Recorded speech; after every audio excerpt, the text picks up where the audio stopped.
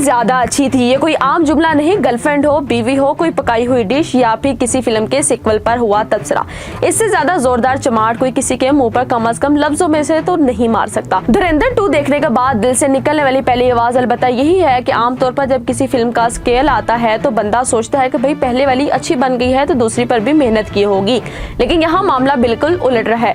ये फिल्म न सिर्फ पहली फिल्म के मेयार तक नहीं पहुंचती बल्कि कई जगहों पर इससे बहुत नीचे गिर जाती है। छोड़े इस बात को कि पाकिस्तान दुश्मनी पर मबनी है या मोदी के भक्तों की शान में कहा गया एक सीधा सा लगती है। और यार बंदा फिल्म तो ढंग की बना ले। पहले कहानी की बात कर लें। धुरंधर 2 की कहानी ना सिर्फ कमजोर है बल्कि बेहद खींची हुई महसूस होती है। ऐसा लगता है जैसे एक सादा सी कहानी को जबरदस्ती 2 घंटे से ज्यादा के दौरानिये में फैलाने की कोशिश की गई हो। प्लॉट में कोई खास नयापन नहीं और जो थोड़े बहुत ट्विस्ट डाले गए वो भी इतने गैर मंतकी हैं कि नाजरीन को हैरान करने की बजाय उलझन में डाल देते हैं। कई मौके पर तो यूं महसूस होता है कि स्क्रिप्ट लिखा ही नहीं गया, मौके पर जिसके जो भी जी में आया बस करता गया। अदाकारी की बात करें तो रणवीर सिंह गरीब ने शिद्दत दिखाने के लिए सिर्फ आवाज बुलंद करने और चेहरे पर सख्त असरार रखने को ही काफी समझ लिया है।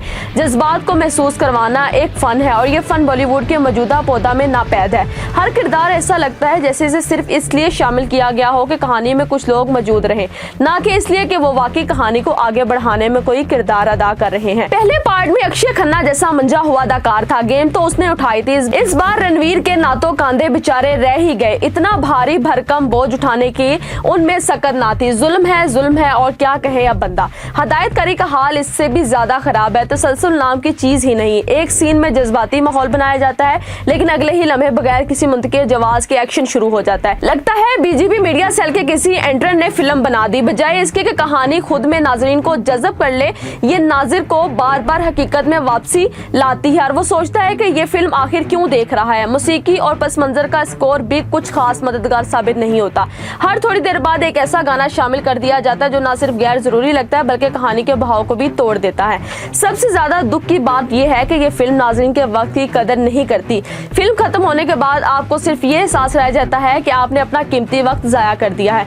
धुरंधर 2 एक मौका था, एक मौके की पहली फिल्म की कहानी कामयाबी को आगे बढ़ाया जाता, नाज़रीन को कुछ नया और बेहतर दिया जाता, लेकिन बदकिस्मती से ये मौका जाया कर दिया गया। ये फिल्म एक सीक्वल कम और एक पीछे हटने का इशारा ज्यादा महसूस होती है। अगर आप वाकई मेयारी तफरीह चाहते हैं तो इस फिल्म से दूर रहे। ये ना सिर्फ आपकी तवक्कुआत पर पूरा उतरेगी बल्कि शायद आपको पहली फिल्म की याद भी खराब कर दे। हम तो इसे 5 में से 1 स्टार दे सकते हैं, वो भी सिर्फ इसलिए कि कैमरा ऑन था, वरना देने को शायद कुछ भी ना होता।